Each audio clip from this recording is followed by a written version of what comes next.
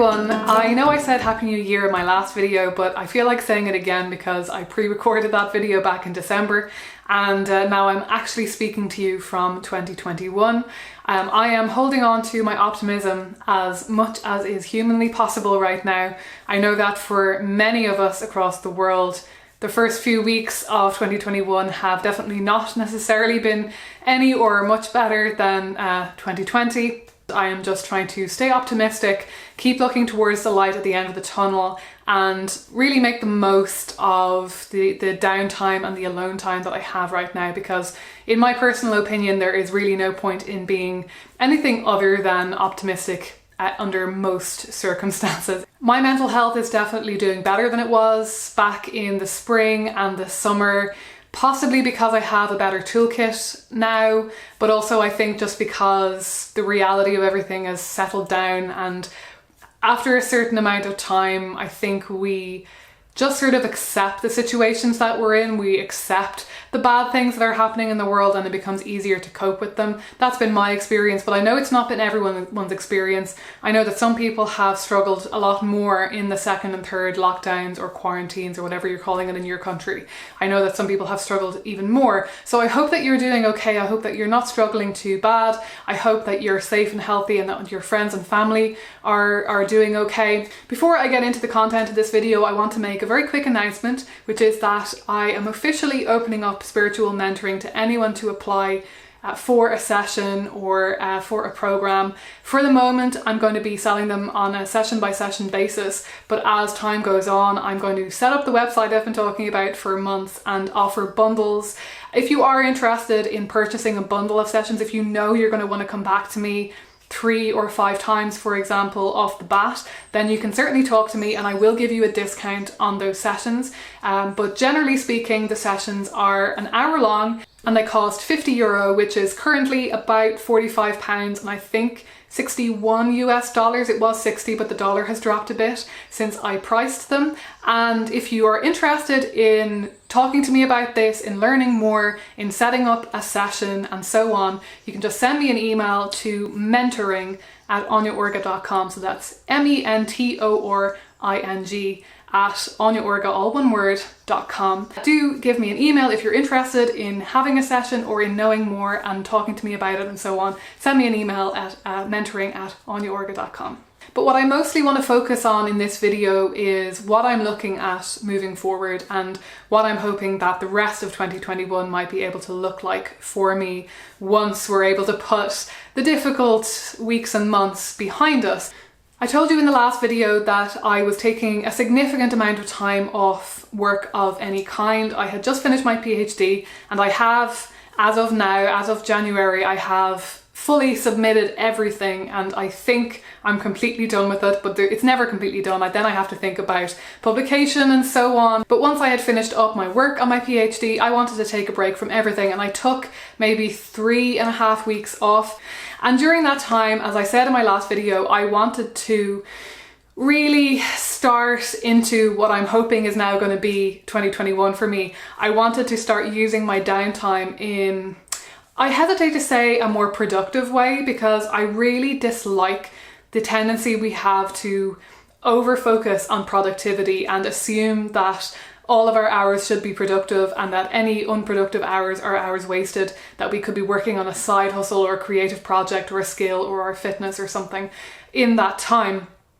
That's not how I like to think about life. I think that anything that is truly enjoyed and that truly brings us joy in our lives is worth doing, so long as it doesn't interfere with all of the other things that we want to do with our lives, such as creative and work accomplishments and relationships in our lives and so on. But what I will say is that I wanted to try to move back towards a way of spending my downtime that was more aligned with the way that I feel I used to spend my downtime more before I went back to college, before I started my PhD and so on. I used to spend a lot more time reading, whether that was fiction or non-fiction. I spent a lot more time, if I was watching YouTube videos, they were maybe more educational or more focused on my specific areas of interest like spirituality and philosophy and science and so on. And I also at one point in my life spent a lot of my spare time working on tarot, learning how to read tarot, using it for myself, journaling, working on myself and so on and so forth. And I wanted to start getting back into those kind of habits. Unfortunately, this didn't happen to the extent that I was hoping it might.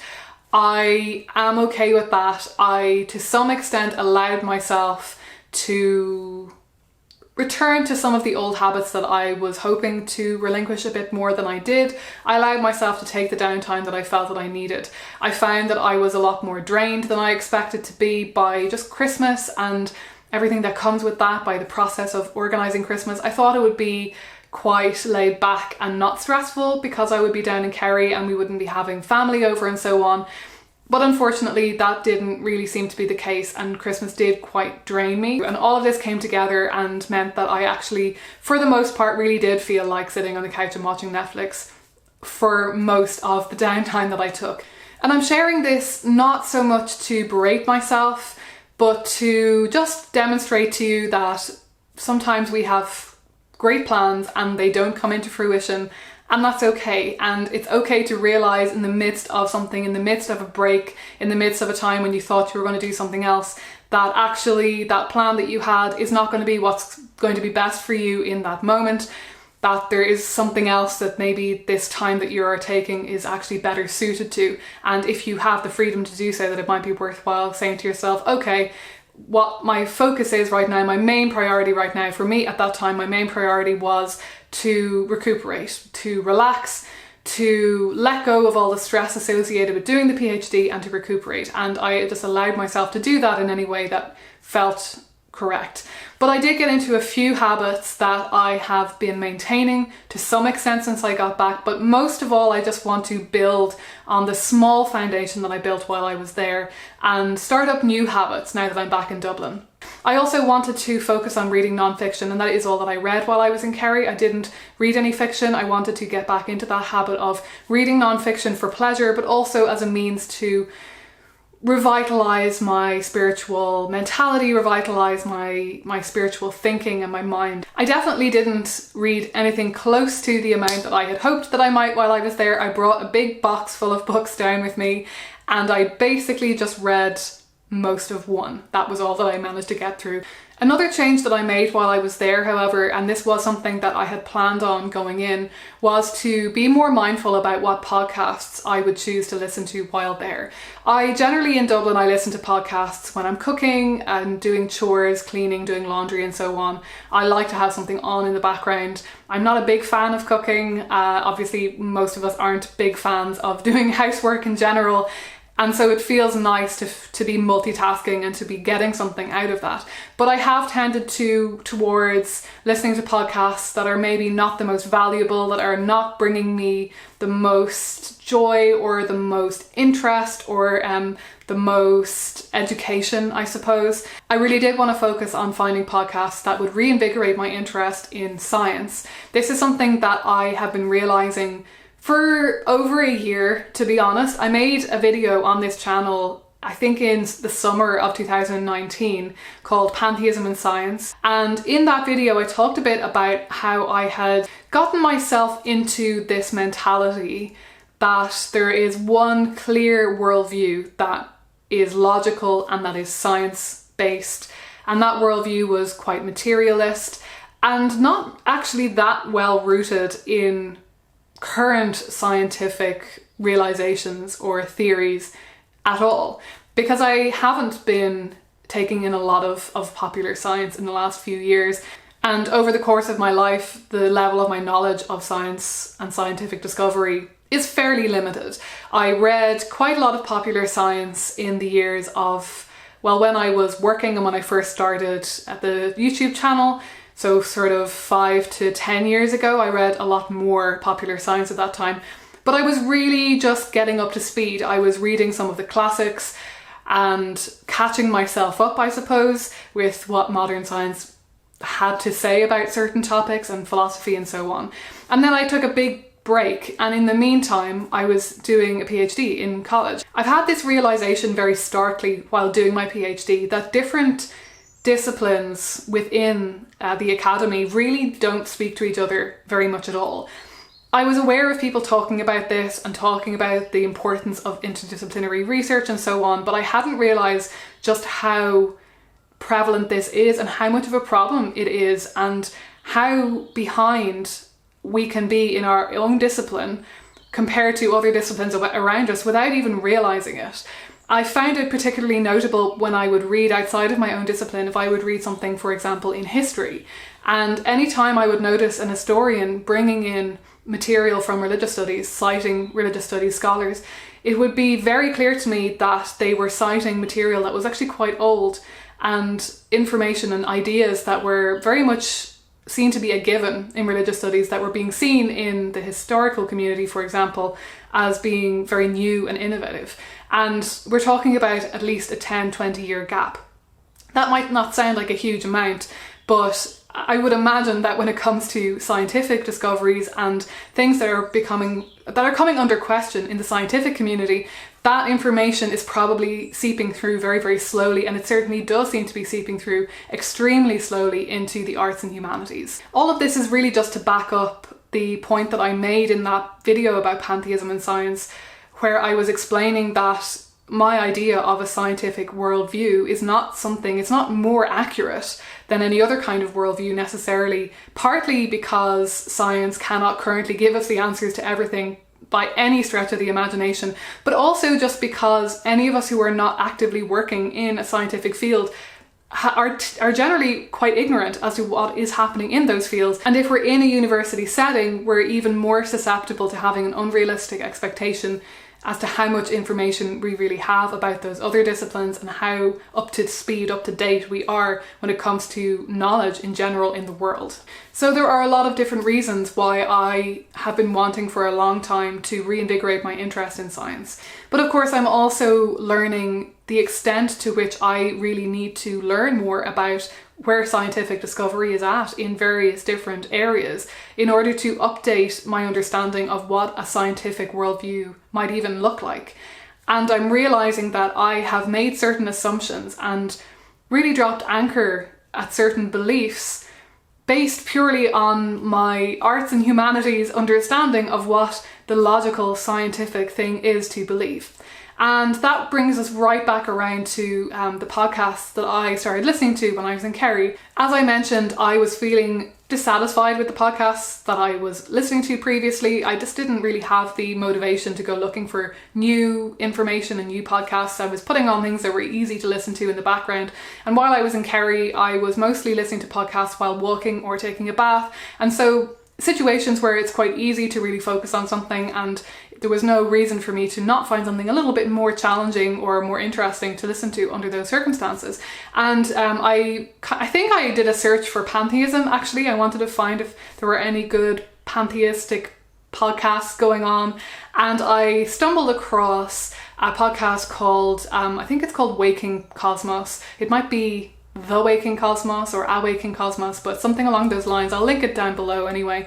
And this turned out to just be really, I feel like, a turning point when it comes to how I take in information about the world and the assumptions that I make about where scientific understanding is at. Waking Cosmos is definitely more oriented towards alternative science. I think a lot of the scientists and philosophers that Adrian brings onto the podcast are understood to be maybe pushing the boundaries of their own fields. Some of them are maybe not always even respectable by certain scientists, but his understanding of science and philosophy and the point of it is very much aligned with my own, and all of these alternative scientists I always find very interesting and important to the world, because we don't find amazing new discoveries through science by following the rule book or by making, sticking with certain assumptions, certain set assumptions that we have about the world. And these are scientists and philosophers who are really trying to push the boundaries of how we understand consciousness to work, what it is, its limitations or lack thereof, and how it connects to the nature of the universe. And the underlying assumption of the podcast and the podcast creator is that perhaps the universe itself is conscious in some way. And this is exactly the kind of informational area that I want to find myself in more and more. And this is not to say that I am going to find this one podcast and then decide, okay, from now on I believe that the universe is conscious. Definitely not, but I found it very inspiring and very interesting to be listening to all of these different thinkers who specialize in this area, talking about their understanding and their wild and wacky theories. I mean, they might sound wild and wacky to someone who's very much stuck in a materialist mindset, to explore the problem of consciousness, which materialist standard, the scientific model that we have so far, has really not been able to answer. So between these two bodies of work, the book that I've been reading, which is Standing in the Light by Sharman Apt Russell, and Awaken Cosmos by Adrian David Nelson, between these two bodies of work, I feel as though I have stepped back into an arena that I had not even realised for a long time that I was missing so much. I have always found huge value in finding out about other people's experiences and ideas about the world, and these kinds of bodies of work are exactly the best kinds for me at the moment anyway, to be finding inspiration from and to be exploring and so on, because both of these bodies of work are not only coming from the individual's personal experience of life and expounding on that and inspiring through that, but they both have done an enormous amount of work in bringing to the listener or to the reader the knowledge and ideas of a variety of other scientists and philosophers. And that has been maybe the most valuable aspect of reading and listening to these bodies of work. I found that just to be hugely inspirational. So of course, Adrian in Awaken Cosmos, he interviews a scientist or a philosopher every week and goes into quite a lot of depth. They're quite long episodes about that scientist or philosopher's ideas on consciousness and the universe, and I've definitely been inspired to go and find some of those works, and I definitely will be reading some of them, the ones that really speak to me most. I'll be reading them in the future. And Sharman Apt Russell's book, Standing in the Light, My Life as a Pantheist, this is one of my favourite books on pantheism because it really perfectly balances one pantheist / Quaker's experience of her life living in New Mexico in a rural area and working closely with the land, and her writing is really beautiful, really evocative, and there are some passages that for me are true faith food, but she balances that with an outline of probably the most notable pantheistic thinkers in the world so far, and this balance is just really, again, very exciting and very evocative. I always love to be inspired to read other people's thoughts when I read a book like this. So I've had the very good fortune of both of the main thinkers that I spent my time with over this Christmas period, that they have greatly inspired me to go and seek out some of these other thinkers that they have discussed that have most inspired me. I have really wanted to return to Rupert Sheldrake, who's a scientist whose book I started reading I think way back in the summer of 2019. I had even forgotten that I'd started reading that book. I never finished it. I think I have it as an ebook. I'm going to try and find it and start reading that once I have the time to do so. And I've decided that I want to read Spinoza as well. I did read Spinoza in my master's degree. I read some of him anyway. And I didn't retain it very well because I had to read it in a rush. It was for one of my many modules and I was very busy. So I want to return to Spinoza with it in mind that I'm reading him as a pantheist, and to see what I can get out of reading that original text. I'd like to do that with some of the other pantheist philosophers as well. So all of this is to say that I think I might have gotten something even more valuable out of my time at Christmas than just spending the entire time reading, and the entire time reading tarot, and the entire time journaling and being very introspective. I think that would have been very valuable if I had felt called to do that at that time, if that had felt like the best thing for me in those couple of weeks. But I think I might have gotten something even more valuable out of that time, and that is the inspiration to keep this up, to actually take this forward into the coming year and the coming years in my life, and to find that inspiration to keep reinvigorating my understanding of how the world works and what it even means to be a scientific pantheist. I always saw the scientific part of scientific pantheism as being reductive and restrictive, and that it would require me to make certain decisions about what happens after death, for example, and to assume that the ego disappears after death, the conscious self disappears after death, that, you know, the conscious self is created only through the physical mind, and that any assumptions that our consciousness continues after death is in some way unscientific. So some of the scientists that were interviewed in Waking Cosmos would believe that it is entirely possible that consciousness could continue after death, for example, because they're not necessarily assuming that consciousness is tied to the physical brain, that it is produced by the physical brain. They are looking into all sorts of other possibilities for what consciousness is and how it works. And once you remove that understanding of what consciousness is, once you break that down, almost anything becomes possible. And I have been learning that there have actually been a lot of scientific studies that have demonstrated, or at least posited, that actually no, consciousness cannot be described as something that is produced by the physical brain. And that, I feel like this is only just the tip of the iceberg in a whole slew of ideas and thoughts that I can open myself up to without having to relinquish this idea that I have of myself of being a logical, scientifically minded kind of person. And I'm realizing that what has happened is that I've gotten bogged down in an actual arts and humanities understanding of what science is, which is obviously very, very outdated and is not really interested in the fact that modern science has not been able to explain consciousness or describe consciousness or understand what it is or what it means for how the world works. And that's really crucially important. I was hammered for years in an academic setting with this idea that there's no such thing as a nuclear self, as a self that is separate from society, and that the self is something that is created by society. And if you follow those kinds of theories in social science and religious studies and so on, you might come to the conclusion that the self and the experience, the phenomenological experience of the conscious self is nothing more than an illusion or something that is created through society. And of course that's nonsense. That's one way of looking at the experience of the self, and there are certain important realizations that can be made through examining the self in that way. From an ontological understanding of actually looking at the substance of things and what things are and how they work substantively, it's nonsense. It's no more correct than any other idea that you might want to play with when considering what the self is and what its component parts are and how it operates in the world and how it connects to other things. And I have not been so excited in a long time by anything more than this idea that there are actual scientists running scientific studies who fully believe in telepathy and in the fact that the mind might continue after death and that the mind does pervade the universe, which is a spiritual experience that I've had. It's been a sort of spiritual personal gnosis that I've had myself, that consciousness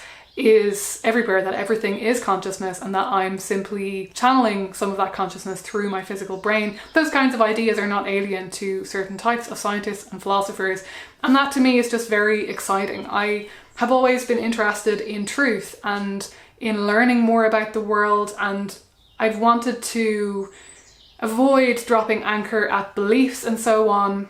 And I think I painted myself into a corner where I thought that the reason I was avoiding beliefs was because I didn't really want to have to confront what the universe really is and the hollowness of a materialistic universe.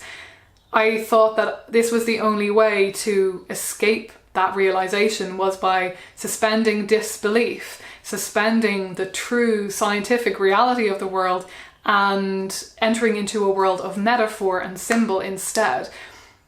And now I'm realizing that originally, way back almost 10 years ago at this stage, the reason that I decided I didn't want to hang on too tightly onto specific beliefs was because I was really excited by the idea, by the limitations of science, by the limitations of what we know so far about the world, and I wanted to be perpetually seeking more information and new ideas, and to be open to weird and wacky scientific studies and concepts and theories and not allow myself to become hindered by this kind of materialistic understanding of the world that has brought us so far in science, but has definitely come up against certain walls, and particularly this question of consciousness and what consciousness is.